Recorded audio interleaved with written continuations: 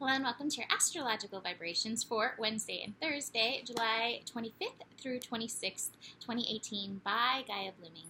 I am Mimi, and our energy mantra for today is, I can always find my way back to love consciousness.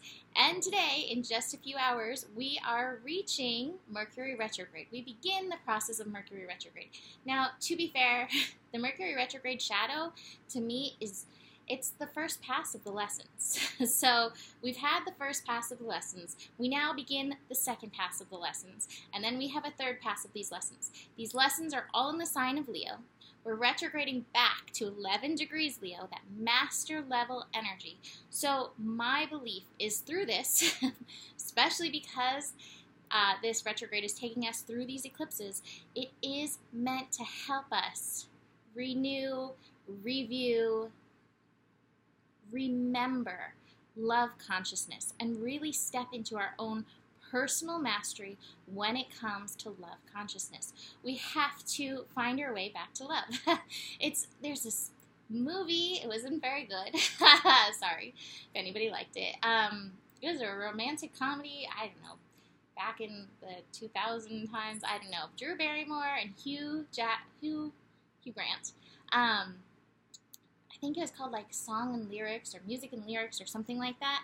And the song has been playing in my head all morning since I woke up. And it's just basically, I need to find my way back to love. And so that's what we're being asked to do as a whole, as Earthlings. Find your way back into love. Remember what love truly is. Now, this is going to be an important process through, like I said, these next two eclipses. There is a strong emphasis on that Leo energy in and through these next two eclipses. We do have the North Node in Leo reminding us this is the path now that we have to take. The path is the path of love. So find your way out of your ego, because that's definitely something that may be a challenge through Mercury retrograde in Leo. Air conditioner confirming. The energy of the ego.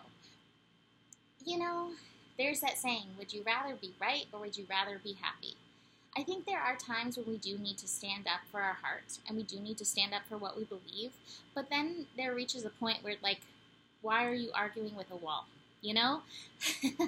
We have to remember that in and through as we build into this second eclipse, what's happening on Friday, because as we build into it, temper tantrums are likely to flare up, and that may be because somebody doesn't see your vision of love. Somebody doesn't understand your ego point of view. It's also going to be us flaring up as we run smack into the same wall that we run into time and time again in our life. This time is a time of major change. It is a time of major shift. The shift is going to happen through us finding our way back into love.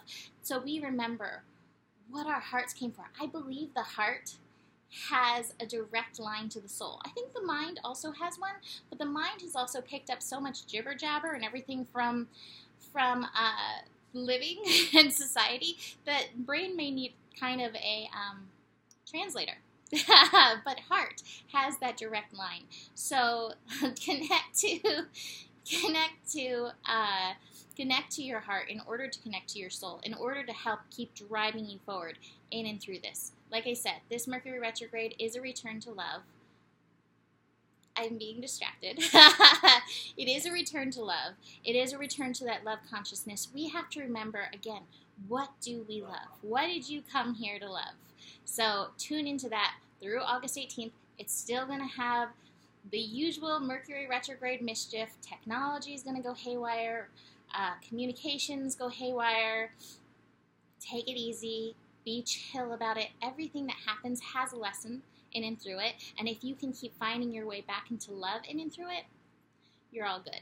All right, so let's talk about some of the other astro that's going on. We have the moon in Capricorn. We actually have some strong Capricorn energy. And one of the major things, again, as we build into this eclipse, like we're really close to the eclipse. I mean, technically, I'm doing the horoscope for Wednesday and Thursday, so technically from Thursday's scope, the eclipse is tomorrow.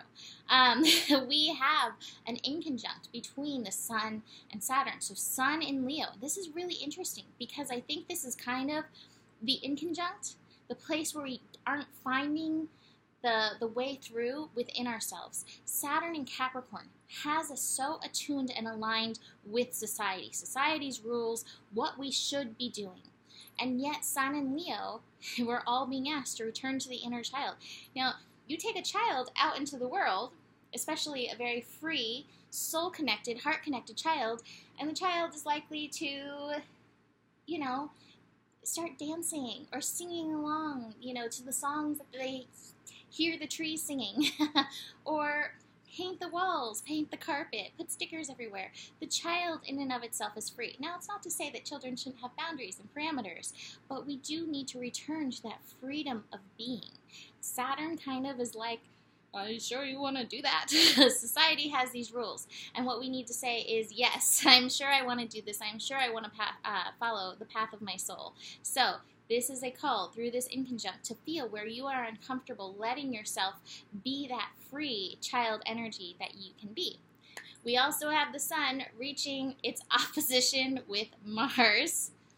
You want to come be on video? No.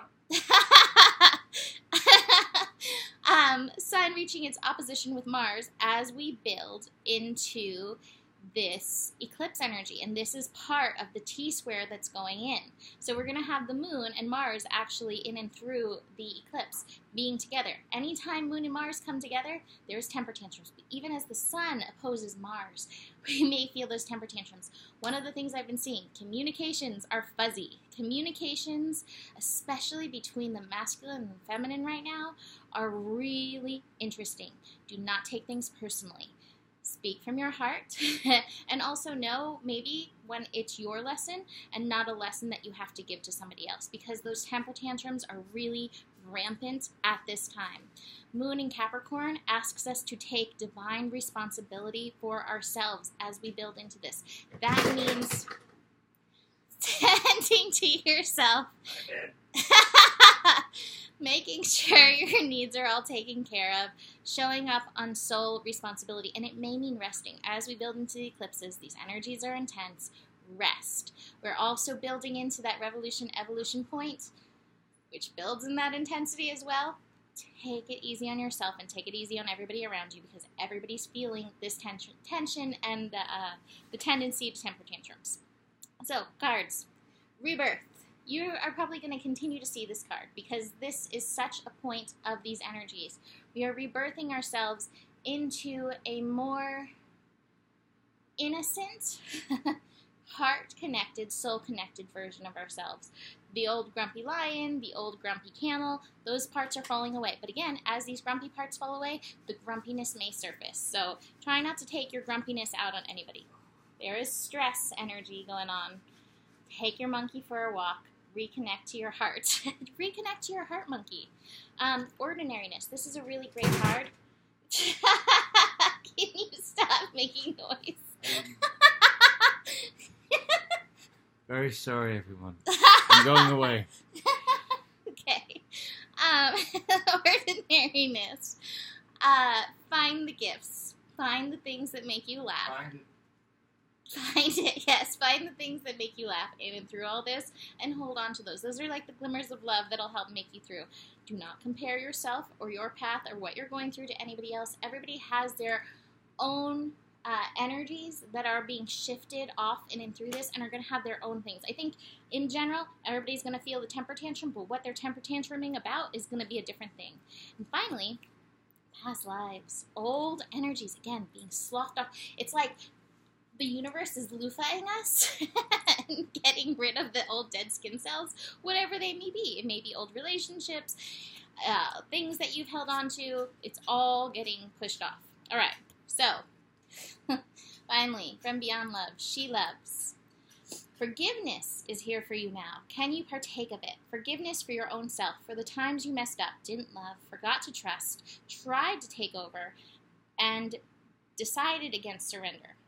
Forgiveness is here for you now, for the times when you couldn't forgive another, even if you really, really tried and really wanted to.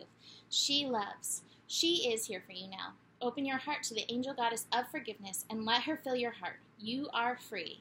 This oracle brings you a message from the divine. You are forgiven. You are worthy of forgiveness, and you are capable of great spiritual generosity in forgiving others. If there is a person that you cannot forgive, or you are just really not forgiving yourself, perhaps for being vulnerable, for not knowing better, for not listening to your own intuition, it is time to let that go and allow the forgiveness that the divine has for you to fill your heart. You are free now. You just need to realize it. I think that's one of the biggest blocks to love is the forgiveness piece. And it's not easy. You know, you can say, I forgive somebody, and yet still hold that grudge close to your heart. So keep working on this. The little poem. The cherry blossoms know when to bloom each year and never question whether its beauty is enough. There is peace in knowing you always bloom well, yet man spends a lifetime in wonder. Bloom well, my people. All right, so that is it for today. I will be back in time for that eclipse energy. Take it easy. Be gentle with yourself and others as we move into this retrograde energy. The better it gets, and there is enough love in the world for you. Namaste.